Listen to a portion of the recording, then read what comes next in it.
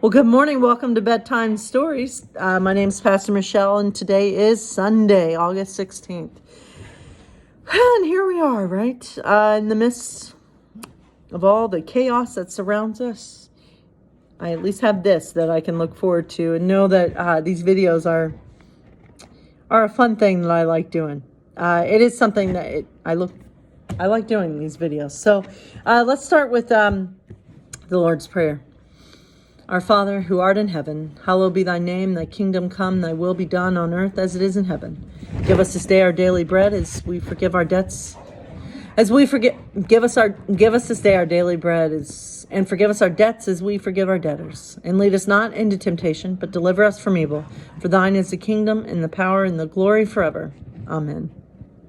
So, let's begin with the portion of my daily videos called Thoughts with Michelle, which you never know what's going to come out of my mouth. So,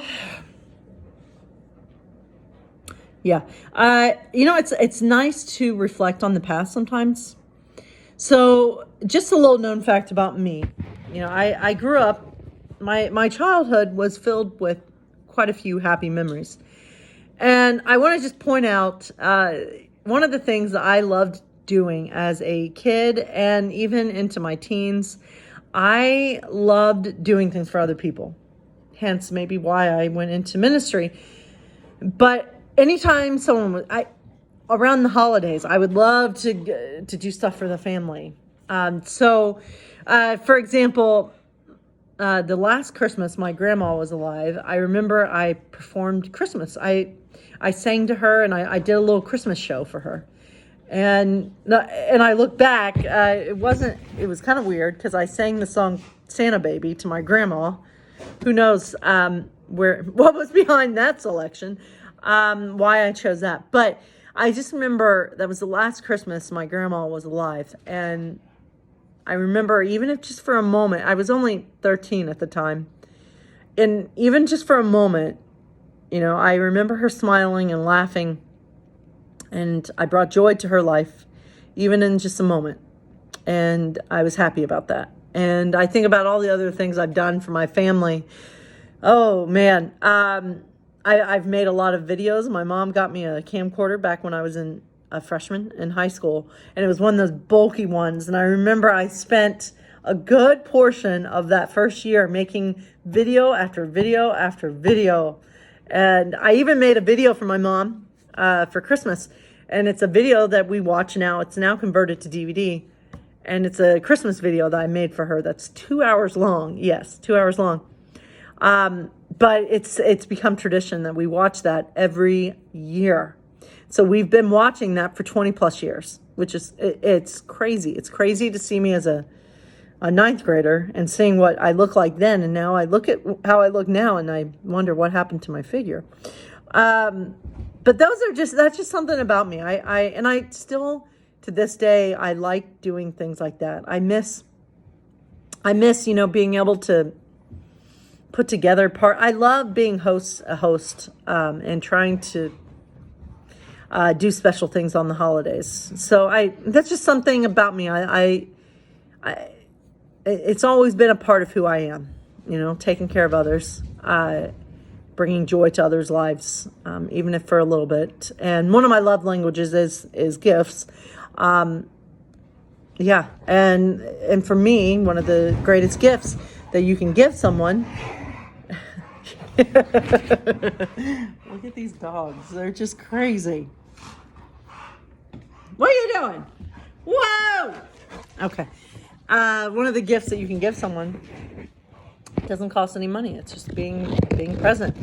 And so, yes, that's, I'm a big giver of gifts, and I do spend money a lot on gifts. I probably shouldn't, but I don't always have to do that.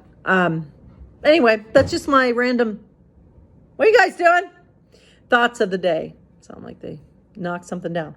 Anyway, so let's get into Hunger Games, shall we? My thoughts of the day will never completely seem to make sense. But that's okay. All right, so let's hear what happened to Portia. Where's Portia? Is she with PETA? He's all right, isn't he? I mean, he's alive. Oh, he's fine. Only they want They want to do your reunion live on air at the ceremony, Haymitch said. Oh, that's all, I say. The awful moment of thinking Pete is dead again passes. I guess I want to see that myself. Go on with Cena. He has to get you ready, says Haymitch. It's a relief to be alone with Cena, to feel his protective arm around my shoulders as he guides me away from the cameras down a few passages and to an elevator that leads to the lobby of the training center. The hospital then is far underground, even beneath the gym where the tributes practice tying knots and throwing spears. The windows of the lobby are darkened, and a handful of guards stand on duty. No one else is there to see us cross to the tribute elevator. Our footsteps echo in the emptiness, and when we ride up to the 12th floor, the faces of all the tributes who will never return flash across my mind, and there's a heavy, tight place in my chest.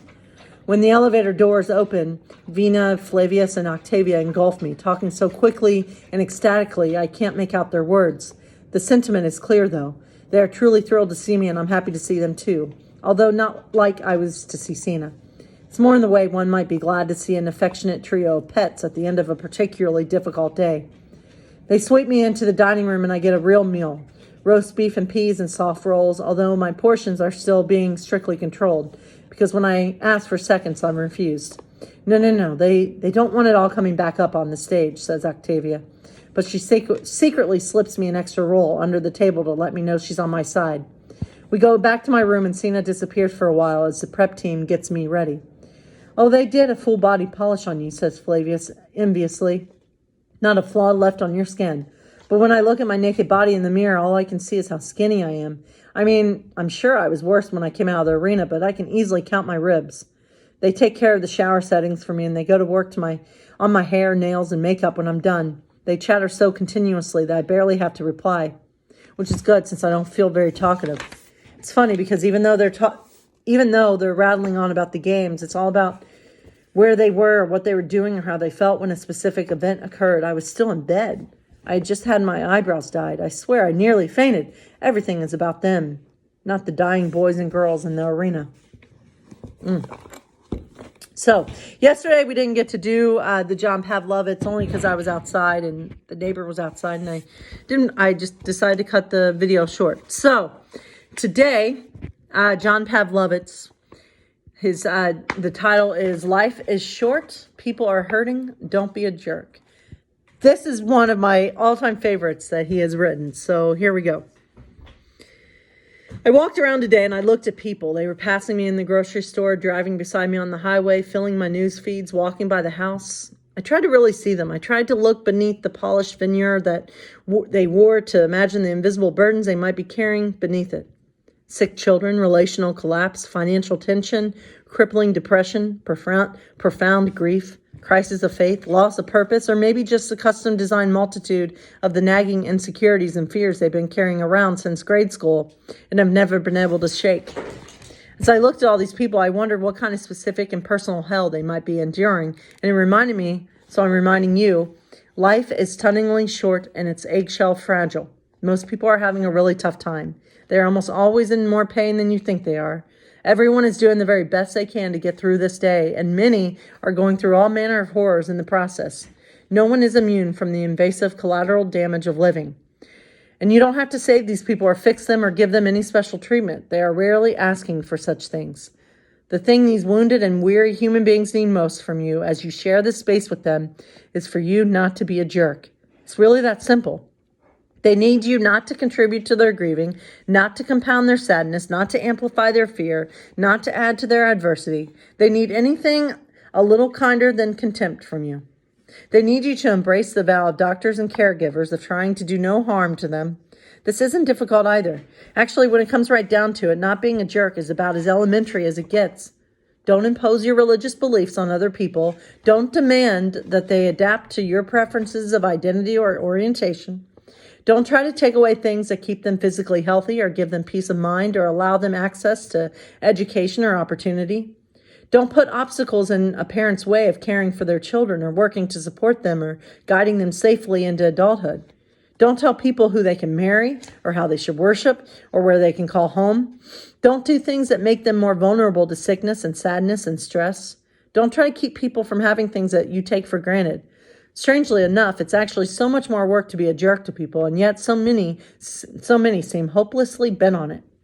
Right now in America, we are seeing what happens when people discard the golden rule, when they abandon simple decency and choose enmity, when they feel compelled to show cruelty to strangers, when another's sorrow is of no concern.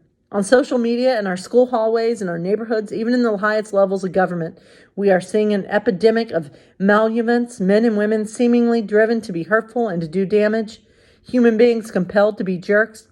Friends, I wish I could find more eloquent, more poetic, less abrasive way to say this, but I can't. At the end of the day, so many of the grieving, struggling, fearful human beings filling up the landscape you find yourself in are hanging by the very thinnest of threads. They are heroically pushing back despair, enduring real and imagined terrors, warring with their external circumstances and with their internal demons. They are doing the very best they can, sometimes with little help or hope, and they just need those of us who live alongside them to make that best doing a little easier. These words are for me, they're for you, they're for ordinary people, they're for elected leaders, they're for our president. Life is short, it is extremely fragile. People are grieving, they are struggling, they are hurting. For God's sake, and for theirs, please, just don't be a jerk. Such truer words have never been spoken. So, my friends, let's not be a jerk. God bless you. Have a wonderful day.